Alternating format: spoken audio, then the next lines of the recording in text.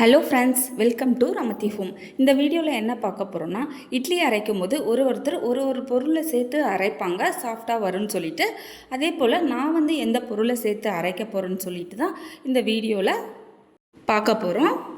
அது மட்டும் இல்லாமல் இட்லி வந்து ஒட்டாமல் வர்றதுக்காக ஒரு சின்ன சின்ன டிப்ஸ் எல்லாம் ஷேர் பண்ணியிருக்கிறேன். அதுக்கு இந்த வீடியோவை ஸ்கிப் பண்ணாமல் பாருங்கள். ஃபஸ்ட்டு வந்து மெஷர்மெண்ட் பார்ப்போம்.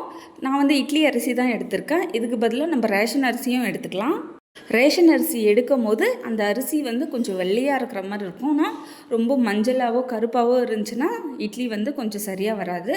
அதனால் நம்ம வந்து வெள்ளையாக இருக்கணும். அதுக்கப்புறம் சின்ன சின்ன அரிசியாக இருந்துச்சுன்னா இன்னமும் நல்லாவே வரும் ரேஷன் அரிசியில். நான் இதில் என்ன அளவு எடுத்திருக்கேன்னா 3 கப் அளவுக்கு இட்லி அரிசி எடுத்திருக்கேன்.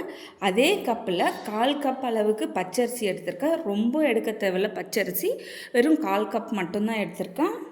நிறைய பச்சரிசி போட்டோம்னா சாஃப்ட்னஸ் வந்து கொஞ்சம் கம்மியாகவே இருக்கும். ஆனால் தோசை வந்து நல்லா கிரிப்ஸியாக வரும்.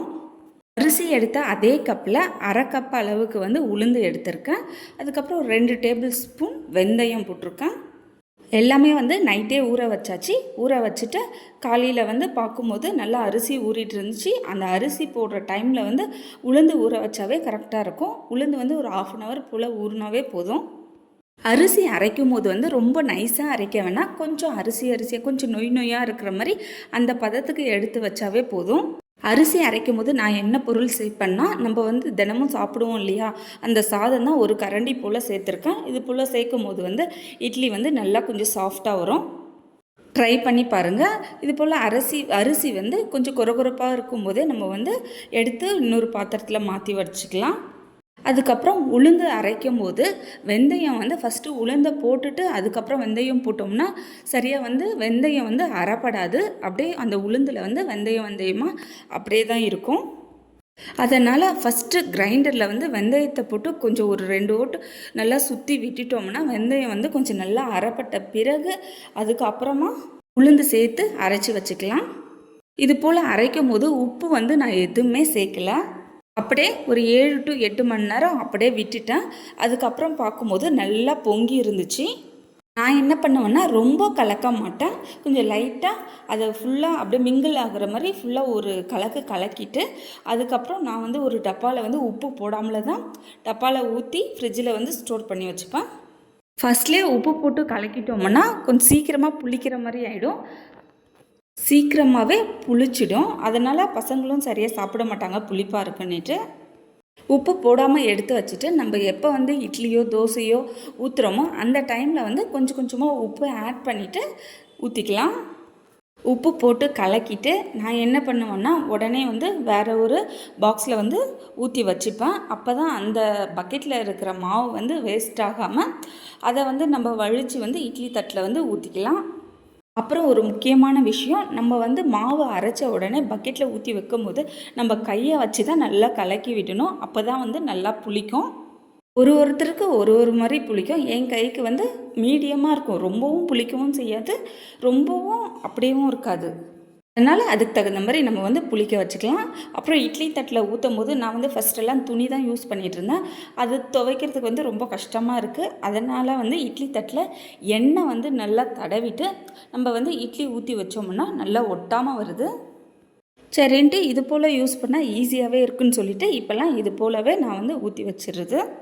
இட்லி குண்டால் வந்து நம்ம வந்து ரொம்ப அதிகமாகவும் வைக்கக்கூடாது. தண்ணி அதிகமாக வைக்கும்போது என்ன ஆகும்னா அந்த தண்ணியெல்லாம் கொஞ்சம் மேலே வந்துட்டு ஃபஸ்ட்டு தட்டில் வந்து கொஞ்சம் தண்ணியாக இட்லி வந்து கொஞ்சம் குழஞ்சி போன மாதிரி இருக்கும். தண்ணி கொஞ்சமாகவே வச்சாவே போதும். அப்படி உங்களுக்கு தண்ணி வந்து ரொம்ப கம்மியாக இருக்குது அப்படின்னு சொல்லிட்டு நினச்சிங்கன்னா அதில் வந்து ஒரு ஸ்பூனை போட்டு விட்டிங்கன்னா அந்த சவுண்டு கேட்கும் போது நமக்கு தண்ணி இருக்கா இல்லை ட்ரை ஆகிட்டுருக்கான்னு சொல்லிட்டு நம்ம வந்து கண்டுபிடிச்சிக்கலாம்.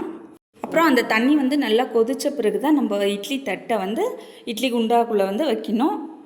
வச்சுட்டு ஒரு 10 நிமிஷம் போல் அப்படியே விட்டுட்டோம்னா நல்லாவே வெந்துடும். வெந்துடுச்சான்ட்டு அப்படின்னு சொல்லிட்டு நம்ம எப்படி கண்டுபிடிக்கலன்னா, நான்லாம் ஃபஸ்ட்டெல்லாம் என்ன பண்ணுவேன்னா ஃபோக்கில் வந்து குத்தி பார்ப்பேன். இப்போல்லாம் என்ன பண்ணுறேன்னா தண்ணியை வந்து தெளிச்சிட்டு நம்ம கையை வச்சு பார்த்தோம்னா ஒட்டாமல் இருக்கணும். அந்த டைமில் வந்து அது போல் ஒட்டாமல் வந்துச்சுன்னா இட்லி வந்து வெந்துடுச்சுன்னு அர்த்தம்.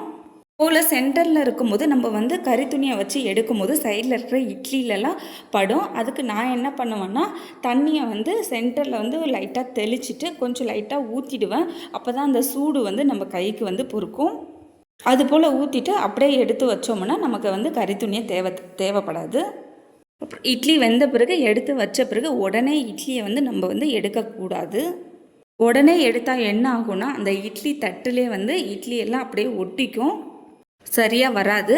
அதனால லைட்டாக தண்ணி மட்டும் தெளித்து விட்டுட்டு அப்படியே ஒரு 2 நிமிஷம் போல் அப்படியே விட்டுடலாம். ரொம்ப நேரம் அப்படியே விட்டாலும் இட்லி வந்து காஞ்சி போயிடும். அதனால் 1 நிமிஷம் அப்படி இல்லைன்னா ஒரு 2 நிமிஷம் போல் அப்படியே விட்டுட்டா போதும். பாருங்கள், நான் வந்து சூடாகவே எடுத்து காமிக்கிறேன். சூடாக எடுத்தால் சைடில் வந்து இட்லி வந்து அப்படியே ஒட்டிக்குது, ஃபுல்லாகவே ஒழுங்காக வரலை. அதனால் 1 நிமிஷம் போல் அப்படியே விட்டுட்டேன். அதுக்கப்புறம் எடுத்தோம்னா இட்லி வந்து ரொம்ப ஈஸியாகவும் வருது. இட்லி தட்டில் வந்து ஒட்டவும் ஒட்டலை, நல்லா சாஃப்டாகவும் இருக்குது.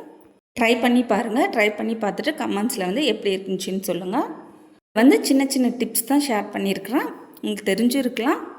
தெரியாத பிகினர்ஸ்க்கெல்லாம் ரொம்ப யூஸ்ஃபுல்லாக இருக்கும்னு நான் நினைக்கிறேன். இந்த இட்லியை சாம்பார், சட்னி எல்லாத்துக்குமே தொட்டு சாப்பிடும்போது அவ்வளோ அட்டகாசமாக இருக்கும். நெக்ஸ்ட் வீடியோவில் பார்க்கலாம். தேங்க்யூ.